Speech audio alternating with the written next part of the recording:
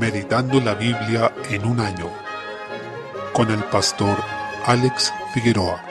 Día 24, mes 6. Segunda de Reyes, capítulo 6. En los versículos 1 al 7, Eliseo hace flotar el hacha. Este episodio forma parte del testimonio que el Señor da sobre el ministerio profético de Eliseo. Debemos tener en cuenta que aquí comienza una nueva era de ese ministerio profético y estaba por inaugurarse la que se ha denominado la era del reino profetizado, donde hubo profetas que continuamente hacían el llamado a ser fieles al pacto. Era un ministerio que se dirigía especialmente a los reyes, pero también se desarrolló en medio del pueblo. El eje central de la exhortación del profeta era la fidelidad al pacto que el Señor les había dado. Dado este contexto de la apertura de la nueva era, el Señor marca ese hito en la historia de su pueblo con señales y prodigios extraordinarios, y el hacha que flota forma parte de esto. Desde el versículo 8, Eliseo se relaciona con los sirios. Este pasaje es muy potente para animarnos como creyentes, ya que Siria, el mismo pueblo al que pertenecía Naamán, hizo guerra contra Israel, pero el Señor, a través de Eliseo, guardó a su pueblo a pesar de sus constantes muestras de infidelidad, y a pesar de que se desvió cada vez más bajo el gobierno de los reyes perversos que lo presidieron. En este relato podemos notar que Eliseo no se encontraba solo, pues había un criado que le servía y andaba junto a él. Este criado entró en pánico porque los sirios persiguieron a Eliseo y terminaron por sitiar la ciudad donde ellos se encontraban, debido a que se enteraron de que el Señor estaba ayudando a Israel a través de Eliseo para que se frustraran los planes sirios. Es decir, claramente esta nación consideraba a Eliseo como una amenaza. Ante el temor de su criado, Eliseo le respondió: "No tengas miedo, porque más son los que están con nosotros que los que están con ellos". Y no solo eso, además pidió al Señor que abriera los ojos de su criado, quien pudo ver todo el ejército celestial que acompañaba a Eliseo, ejército que para los demás era invisible, pero que estaba allí y era el que les daría la victoria. En conclusión, como creyentes podemos estar confiados en que el Señor pelea nuestras batallas. Es Él quien nos da la victoria y quien nos protege a pesar de que nosotros no podemos ver esa protección a cabalidad. Él está haciendo toda una obra espiritual alrededor nuestro para nuestra protección, y como dice el libro de Hebreos, los ángeles son espíritus ministradores, servidores en favor del pueblo de Dios, motivo por el cual debemos dar gracias a Dios. Desde el versículo 19, vemos que en medio de la victoria algunos soldados sirios fueron tomados cautivos, los cuales fueron llevados ante el mismo rey de Israel, quien preguntó a Eliseo: ¿los mataré, padre mío? Y la respuesta de Eliseo es algo totalmente contrario a lo que el rey estaba preguntando, pues la solución que el profeta encontró fue darles pan y agua, y permitirles regresar ante sus señores. Con eso se estaba cumpliendo lo que dice Proverbios 25 y Romanos 12, que hablan de no devolver mal por mal, sino hacer bien a nuestros enemigos, y así ascuas de fuego amontonaremos sobre sus cabezas. Finalmente, luego de este evento, vemos que las bandas armadas de sirios dejaron de atacar a Israel, es decir, grupos que sencillamente buscaban botines. En contraste, el ejército sirio sí persistiría en su ataque a Israel. Desde el versículo 24, Eliseo es rodeado en Samaria. Un sitio consiste en un ejército que rodea una ciudad e impide que ésta reciba los suministros necesarios como los alimentos, imposibilita el comercio y por tanto la ciudad queda desabastecida. Cuenta solo con los alimentos que tiene en su interior. Estos, por razones obvias, en algún momento se comienzan a agotar porque no es posible renovarlos, es decir, el sitio es para matar de hambre a una ciudad, intencionando a que sus habitantes se rindan en un contexto de conquista o guerra. El texto nos muestra que, dado el sitio de Samaria, todos los precios de los alimentos habían subido, hasta una cabeza de asno se vendía por una gran cantidad de dinero, y también describe la cruda realidad de las madres que se terminaban comiendo a sus propios hijos, y con eso vemos que se cumple la maldición que el Señor profetizó en su ley en Deuteronomio capítulo 28, y por supuesto se relaciona con la rebelión del pueblo de Dios. Desde el versículo 31, lamentablemente y por alguna razón que no se menciona, el rey culpó a Eliseo de esta catástrofe que estaba sufriendo su pueblo, por lo que ordenó matarlo. Sin embargo, Eliseo fue advertido por Dios antes de que esto ocurriera, incluso antes de que el mensajero llegara a su presencia. Eliseo profetizó que habría victoria sobre los sirios. Por consiguiente, nuevamente vemos cómo el Señor, a pesar de todo el pecado y la rebelión del pueblo, le siguió guardando y dando victoria sobre sus enemigos. Una vez más, la Escritura nos muestra cuán grande es la misericordia de Dios y cuán grande es la rebelión del pueblo. Capítulo 7. Finalmente, de manera sobrenatural, Eliseo predijo la derrota de los sirios. Este hecho es un verdadero milagro porque los sirios, pudiendo haber borrado Samaria y conquistado Israel, terminaron escapando. De hecho, fueron los israelitas los que salieron y saquearon el campamento de los sirios, siendo esto evidencia de que el Señor es soberano sobre los ejércitos. Por tanto, no debemos temer cuando un ejército acampe contra nosotros, porque es el Señor quien nos guarda, quien nos da la victoria, pues estamos en sus manos. Esto se aplica también en situaciones de angustia, persecución, y donde vemos que la maldad reina y parece por momentos vencer, pero debemos recordar que el Señor es quien reina sobre todo pueblo, nación, ejército y reino. Salmo 142. David clama en medio de la prueba, mientras se encontraba refugiado en una cueva. En esta pequeña porción de la Escritura aprendemos que es ante el Señor donde debemos presentar nuestra queja. Es ante Él donde debemos llevar nuestra angustia, no ante los otros hombres, ni tampoco elevando murmuraciones amargas al aire, sino al Señor es donde debemos dirigirnos y elevar nuestro clamor. Así, Dios es presentado como el Rey justo que oye los casos que exponen sus súbditos ante su presencia y responde a sus peticiones, pero a diferencia de un rey humano, que solo puede oír lo que decimos, el Señor puede conocer nuestro espíritu y saber en detalle las circunstancias que atravesamos, incluso mejor que nosotros mismos. El salmista reconoce que no tiene otro refugio que no sea el Señor, quien cuida de su vida y es todo para Él. Él es nuestra esperanza, nuestra porción en la tierra de los vivientes, y eso significa que Dios es todo lo que tenemos. En este mundo enfrentaremos la oposición de quienes son enemigos de Dios en sus corazones, y la iglesia por momentos sufrirá gran asedio, al punto de que podrá clamar diciendo: líbrame de los que me persiguen, porque son más fuertes que yo, como dice el versículo 6. Sin embargo, aunque humanamente esto puede ser verdad, lo cierto es que nuestra victoria no se encuentra en nuestra fuerza, sino en el poder del Señor obrando en nosotros. Nuestro deseo debe ser disfrutar de la presencia y la bendición del Señor en medio de sus santos, estar rodeados de los justos mientras alabamos el nombre del Señor, quien nos ha mostrado su salvación. Que esa sea también nuestra declaración en medio de la angustia, y que sea esa fe la que nos sostenga para pasar por los tiempos de prueba. Proverbios capítulo 17, versículo 24. Contraste entre el sabio y el necio. Este proverbio nos muestra cómo los necios divagan y sueñan despiertos, es decir, fantasean. Eso significa cuando dice que sus ojos vagan hasta el extremo de la tierra. En contraste, en el rostro del entendido aparece la sabiduría, es decir, se trata de alguien que está lleno de la palabra y del temor de Dios, y que por tanto tiene la palabra oportuna y el pensamiento sabio para cada situación. Versículo 25. Los hijos terminan impactando a sus padres ya sea para honra o para vergüenza. Por tanto, debemos velar porque nuestros hijos sean criados en la disciplina e instrucción del Señor. A pesar de que la crianza no garantiza su salvación, es nuestro deber instruirlos en la palabra de Dios, e incluso si no son salvos, pueden ser obedientes y rectos dentro de su proceder en la tierra. Por consiguiente, debemos también velar por nuestra crianza y encomendarnos al Señor en esta labor fundamental. Hechos capítulo 15. Desde el versículo 36, Pablo se separa de Bernabé y comienza su segundo viaje misionero. La causa de esta separación es Juan Marcos, como se había anticipado en Hechos capítulo 13, dado que este hombre había decidido dar pie atrás en medio del desarrollo del ministerio que Pablo y Bernabé estaban realizando durante un viaje misionero. Bernabé, por su parte, quiso dar una nueva oportunidad a este joven y lo llamó nuevamente, pero Pablo no confió en Juan Marcos, por lo que se produce el desacuerdo entre ellos, y así terminaron apartándose el uno del otro. Si bien este hecho fue lamentable en términos humanos, el Señor lo ocupó para que hubiera dos equipos misioneros donde antes había solo uno, y ahí vemos cómo el Señor convierte el mal en bien, incluso a partir de nuestros conflictos con nuestros hermanos. Esta separación nos llama a pensar que a veces podemos tener desacuerdos con nuestros hermanos, incluso alguna separación temporal, pero en esos momentos debemos pensar bien de nuestro hermano, encomendarnos al Señor y seguir trabajando con un espíritu de buena fe hacia el otro. De hecho, vemos más adelante que el apóstol Pablo se reunió con Juan Marcos, incluso lo convocó ya para el final de su vida y ministerio, en las palabras que escribe en 2 de Timoteo, en donde menciona que Juan Marcos le resultaba útil para su ministerio. Capítulo 16. Timoteo acompañó a Pablo y Silas. En este nuevo equipo misionero de Pablo y Silas se toparon con otro hombre llamado Timoteo, quien también sería de gran bendición para el apóstol Pablo. Inclusive en Filipenses 2, del 20 al 21, dijo: pues a ninguno tengo del mismo ánimo y que tan sinceramente se interese por vosotros, porque todos buscan lo suyo propio, no lo que es de Cristo Jesús. El versículo 3 es bastante polémico porque dice que Pablo circuncidó a Timoteo por causa de los judíos, siendo que él mismo predicaba que la salvación no era por la circuncisión. Entonces, ¿por qué Pablo habría procedido de esta manera? Y fue así porque Timoteo era descendiente de una madre judía y Pablo sabía que debía hacerlo así para poder predicar el evangelio a los judíos, eliminando toda clase de obstáculos como el tema de la circuncisión. Es decir, Pablo no tenía una expectativa espiritual de la circuncisión. De hecho, no lo hizo para salvarlo, sino con un fin estratégico, solamente como dice en 1 Corintios 9, del 20 al 21. Me he hecho a los judíos como judío para ganar a los judíos, a los que están sujetos a la ley, aunque yo no esté sujeto a la ley, como sujeto a la ley, para ganar a los que están sujetos a la ley, a los que están sin ley, como si yo estuviera sin ley, no estando yo sin ley de Dios, sino bajo la ley de Cristo, para ganar a los que están sin ley. Fin de la cita. Por tanto, esta circuncisión no tiene la misma connotación como la que tenía en el antiguo pacto. Desde el versículo 4, el Señor es soberano también en la obra misionera, porque Él es el que dirige a su pueblo, quien cierra y abre puertas. De hecho, vemos claramente la dirección del Espíritu Santo, el cual les prohibió hablar en algunos sectores y los encaminó a Macedonia, donde se encontrarían con Lidia. De esta mujer se dice que, mientras ella oía, el Señor abrió su corazón para que estuviera estuviera atenta a lo que Pablo decía. Esto es una gran evidencia de que Dios es soberano en la salvación y que si somos salvos no es porque ejercitemos un libre albedrío en el cual movimos la mano de Dios a nuestro favor, sino que el Señor movió nuestros corazones para que oigamos y creamos en su palabra. Cabe destacar que es en la casa de esta hermana, Lidia, donde se abriría la iglesia de Filipos más adelante, congregación que sería de gran bendición para el desarrollo del ministerio del apóstol Pablo, quien escribe luego la carta a los filipenses. En conclusión, el Señor nos dirige como iglesia, por lo que debemos entregarnos a Él simplemente, ponernos a disposición para que Él nos use, y Él es quien dará los resultados y nos encaminará porque suya es la obra. Esto debe traer mucho consuelo a nuestras vidas, porque sabemos que vamos a vencer junto con Él, que reinaremos con Él y por tanto Él dirige nuestros pasos para que esto pueda cumplirse.